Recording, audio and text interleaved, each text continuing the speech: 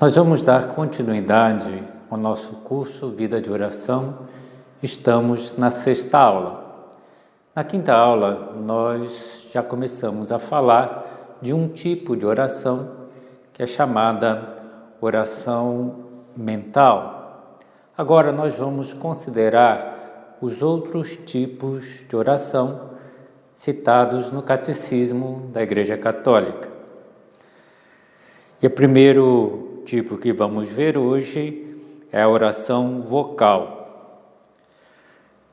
Nós oramos não para comunicar a Deus o que pensamos, o que amamos, o que queremos, porque Deus conhece plenamente o nosso mundo interior, o nosso coração. Então, a pessoa que ora, ela toma consciência do que traz no seu coração e expressa a Deus, abre o seu coração a Deus, esperando que Deus atue sobre o seu coração. E assim centra a sua vida, compartilha a sua vida com Deus e centra a sua vida na amizade com Deus. Quem reza, dá a Deus o que é devido. Faz parte da virtude da religião que nós oremos, que nós falemos com Deus, embora não se trata da virtude da justiça. Nós não podemos nunca dar a Deus o que lhe é devido, mas podemos, em parte, suprir uma dívida de amor que nós temos para com Deus. E rezando, nós recebemos os dons que Deus nos quiser doar. As palavras, estamos falando de oração vocal, então as palavras normalmente brotam do nosso coração. Nós expressamos com palavras aquilo que nós sentimos. Mas muitas vezes o coração pode estar vazio ou pode parecer que não temos nada a dizer a Deus. Então, nós podemos nos valer nesses momentos de orações compostas por outras pessoas, principalmente por aqueles que tiveram uma grande intimidade com Deus, principalmente os santos.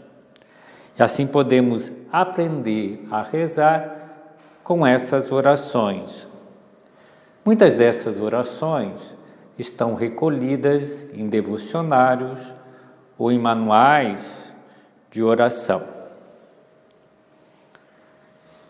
E a oração vocal se baseia no fato que há uma comunhão dos santos. Muitas vezes a comunhão dos santos é apenas entendida como uma comunidade dos fiéis cristãos, com os anjos, com os santos, também com as almas do purgatório. Mas não é só comunhão entre pessoas, é comunhão nas realidades santas. Nós temos algo em comum, que é a nossa fé, a vida de Cristo narrada nos Evangelhos, a Santíssima Eucaristia, a vida da graça.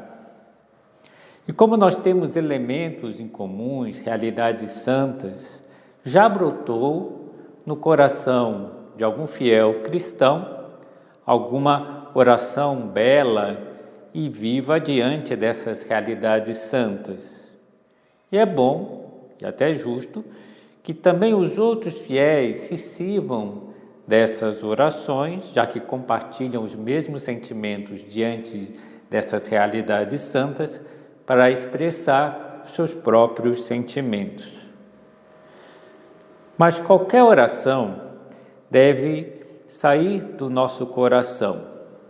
Como a oração vocal foi composta por uma outra pessoa, um fiel cristão, nós devemos tomar cuidado para ela não sair simplesmente da boca para fora.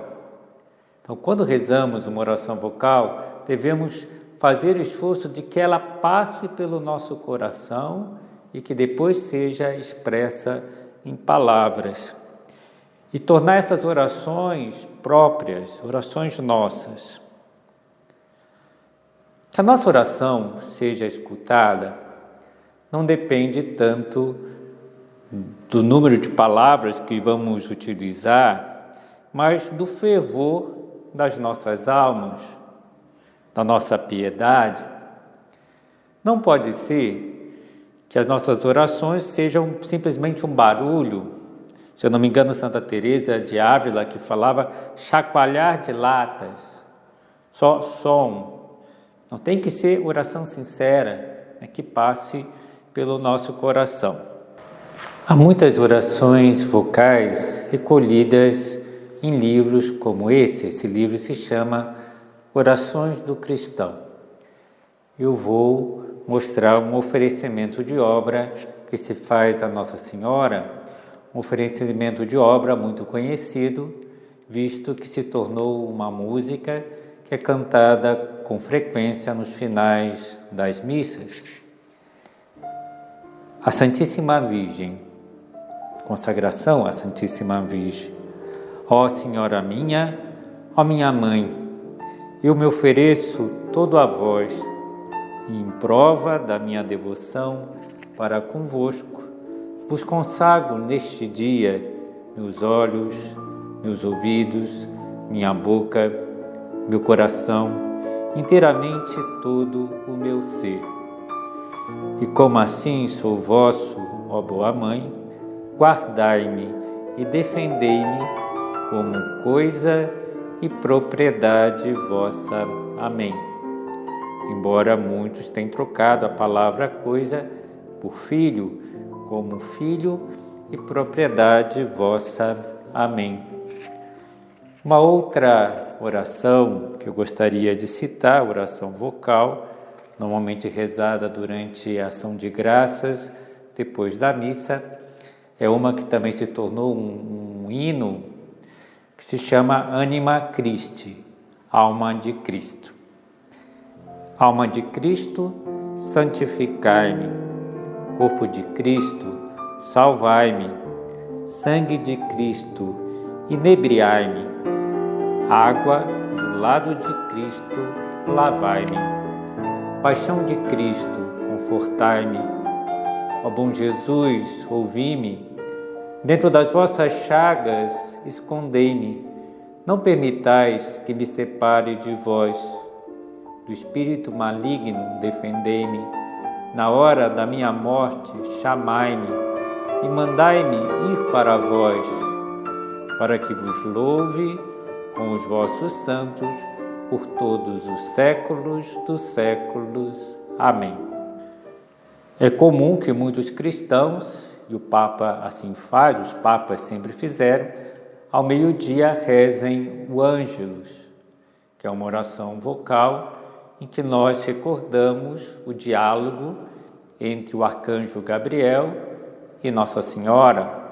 Nós recordamos o momento solene da vocação de Maria e o momento que Jesus se encarnou graças ao sim de Nossa Senhora. Outra oração vocal muito rezada é o Santo Rosário. A alma do Rosário é a contemplação dos mistérios. São João Paulo II dizia que a sua oração predileta era o Santo Rosário, porque ele dizia que era a oração contemplativa. Ele contemplava Jesus com Maria ao recitar os mistérios do terço do Rosário. E há pequenos expedientes que nos ajudam a prestar mais atenção no que falamos ao rezar o Rosário. Como a alma do Rosário é a contemplação dos mistérios, precisamos olhar para o mistério. Podemos comparar os mistérios que rezamos em cada terço a um álbum de fotografias, em que nós vamos olhando para a fotografia daquele episódio da vida de Jesus Cristo com Maria. É como se sentássemos com Maria para contemplar a vida de Cristo, essa vida que ela trazia no seu coração. O Papa São João Paulo II chega a dizer que Maria rezava o terço, não que ela rezasse as Ave Marias, mas o que ela fazia?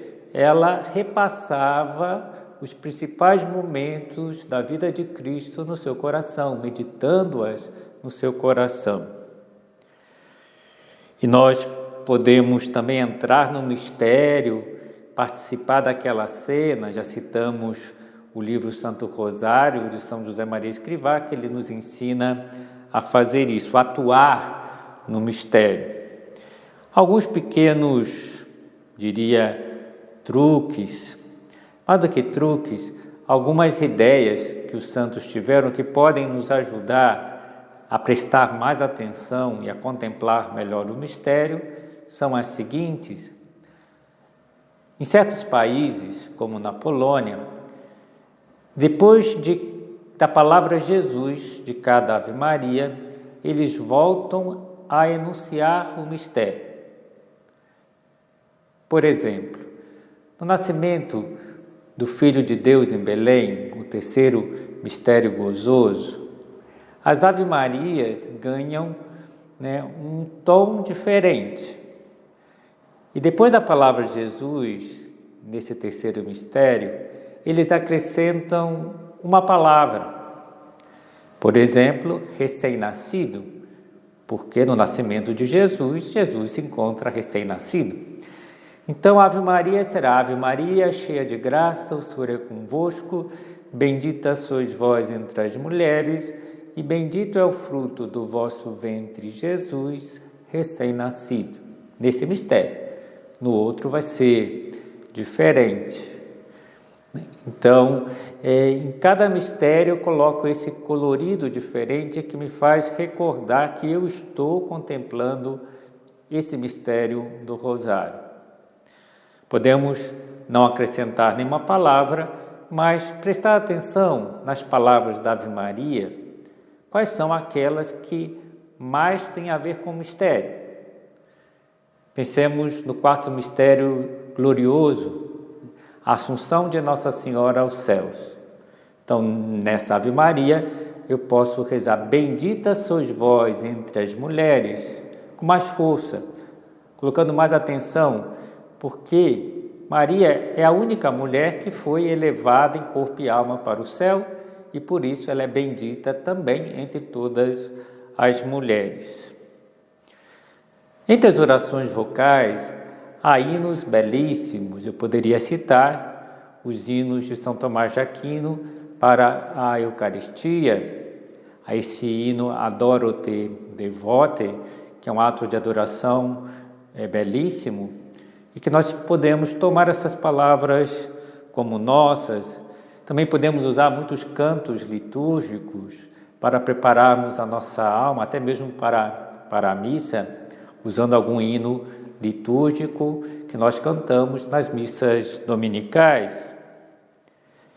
Passemos agora a considerar o terceiro tipo de oração. Já consideramos a oração vocal, a oração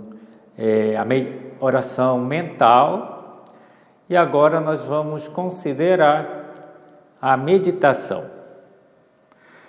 A meditação é a procura de uma resposta de Deus.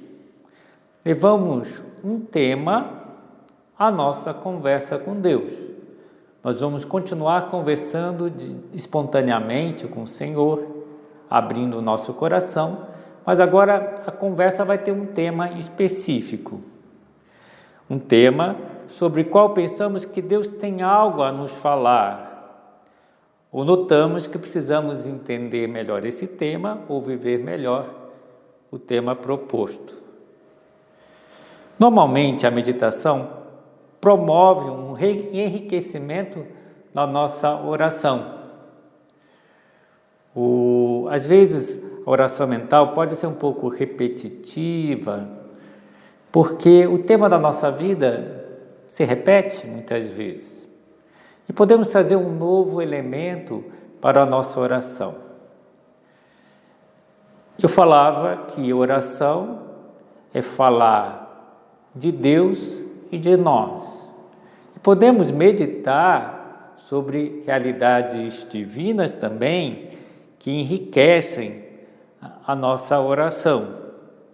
Podemos meditar nas Sagradas Escrituras, considerando uma cena da vida de Jesus Cristo e o que Deus tem para nos falar a partir daquela cena. Nós podemos nos basear em livros espirituais, principalmente aqueles que foram escritos para essa finalidade. Posso citar alguns: o livro Caminho, Sulco, Forja, esses são de São José Maria Escrivá. Imitação de Cristo, que foi um livro tradicionalmente usado para a oração, para a meditação.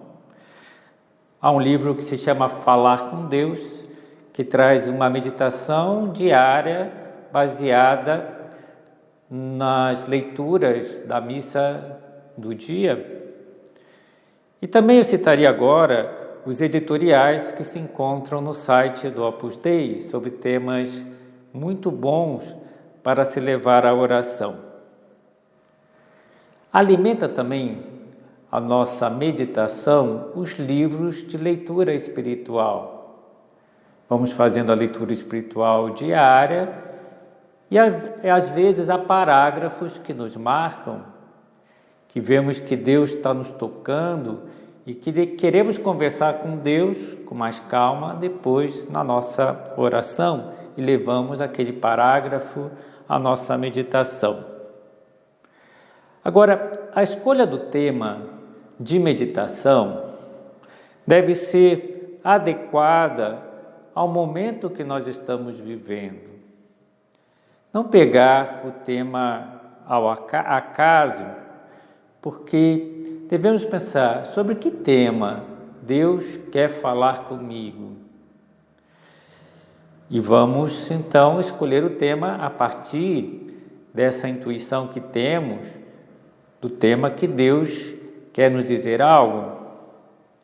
Claro que há alguns temas que devem ser levados com frequência à nossa meditação, porque são temas muito importantes da vida cristã, como já vimos alguns deles até neste curso.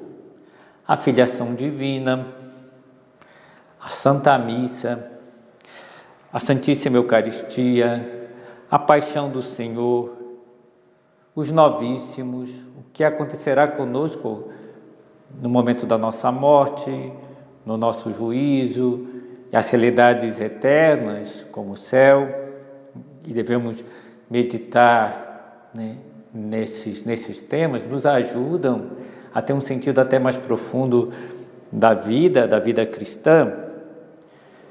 Convém fazer um plano de temas de meditação para a semana? Sem dúvida pode ser útil, interessante, desde que não se ingesse a minha oração, que eu não me sinta obrigado a meditar sobre aquele tema, porque pode ser que tenha algum tema mais importante para eu falar com Deus. E o tema da minha oração deve ser o tema da minha vida. Mas, sem dúvida, alguns temas são importantes que falemos às vezes com Deus. E há pessoas que fazem um certo planejamento. Na segunda-feira eu vou meditar sobre os novíssimos.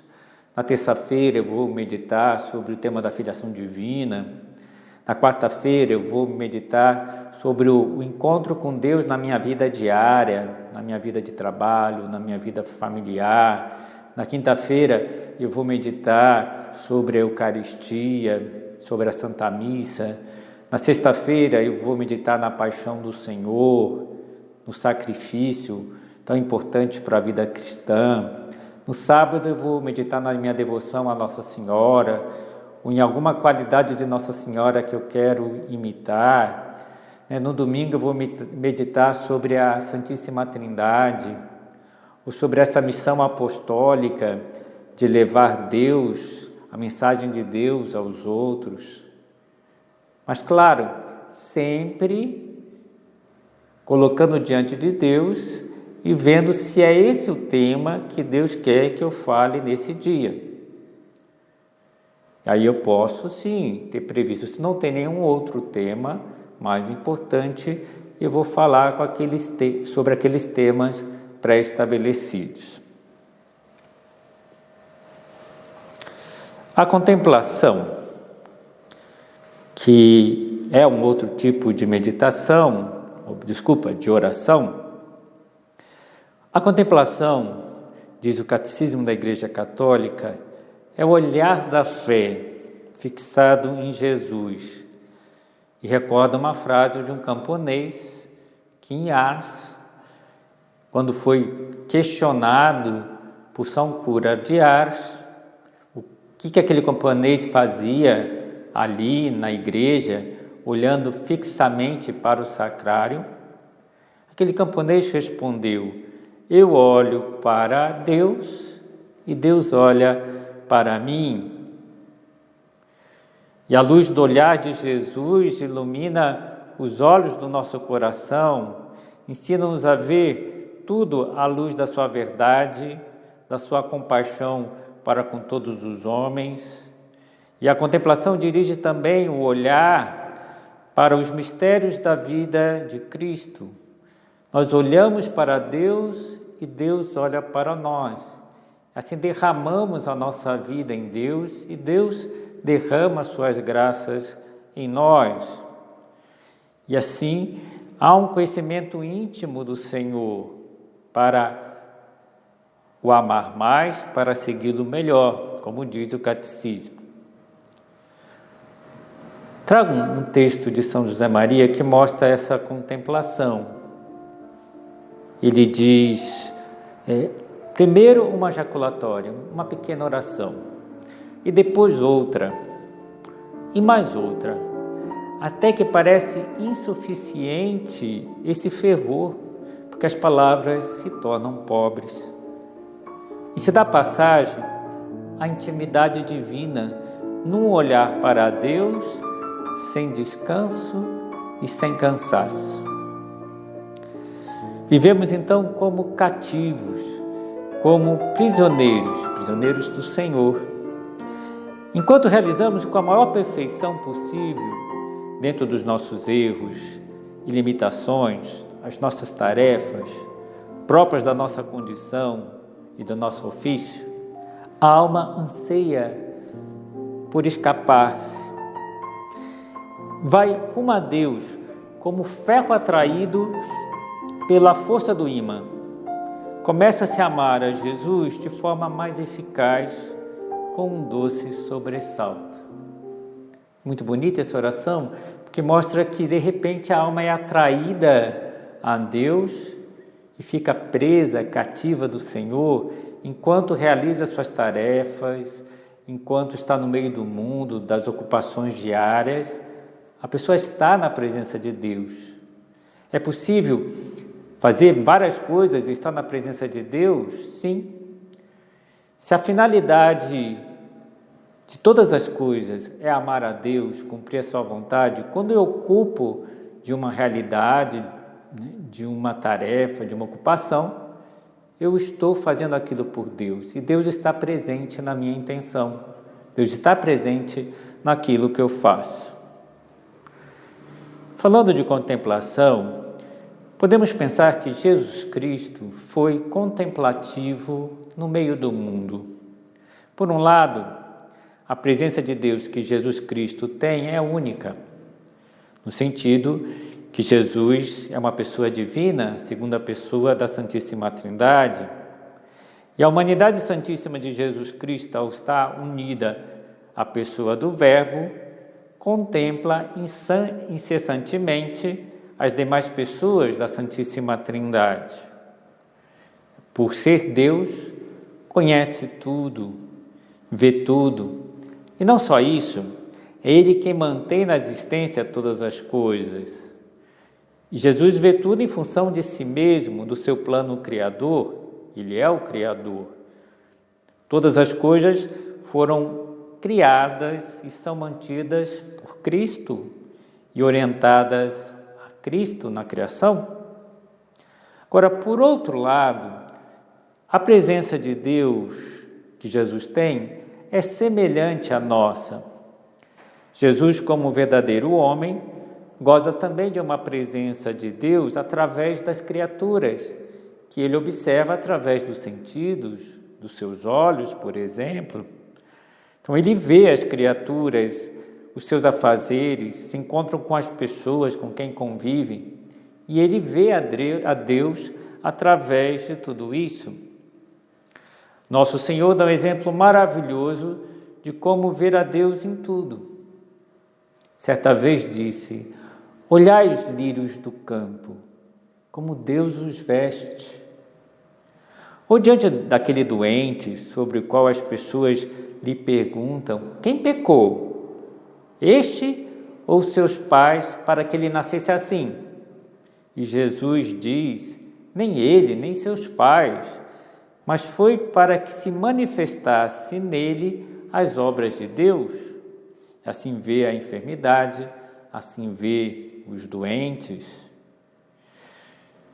De tudo o que lhe acontece, ele descobre uma ocasião de dirigir-se a Deus para falar com seu Pai Deus, para louvá-lo, para renovar a sua ação de graças, para reparar a Deus os pecados cometidos pelos homens. Alguns exemplos.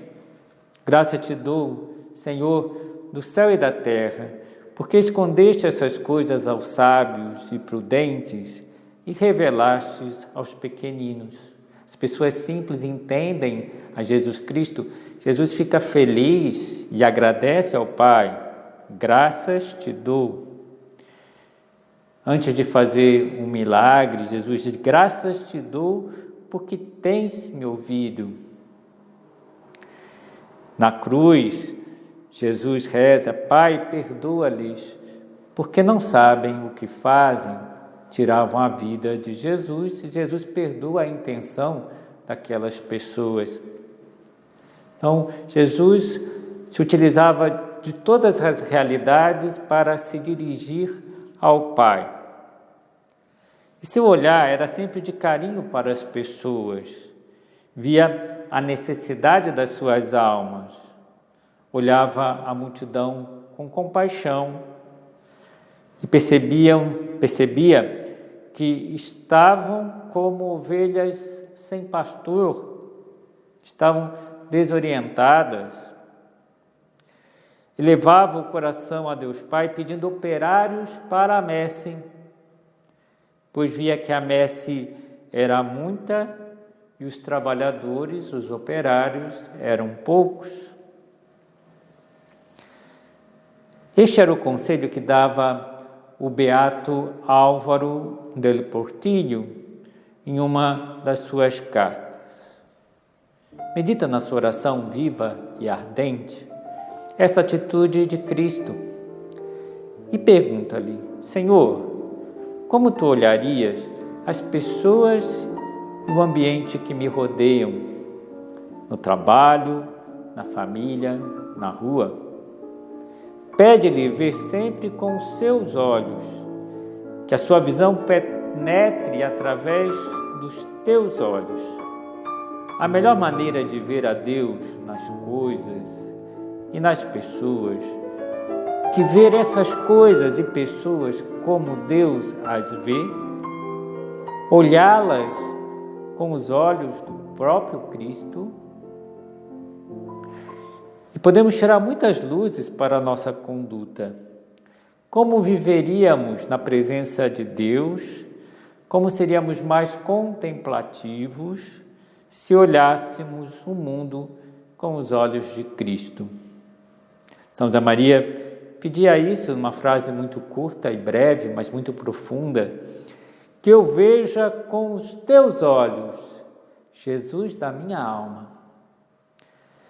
Assim descobriríamos que existe algo divino, santo, escondido nas situações mais comuns, que cabe a cada um de nós descobrir.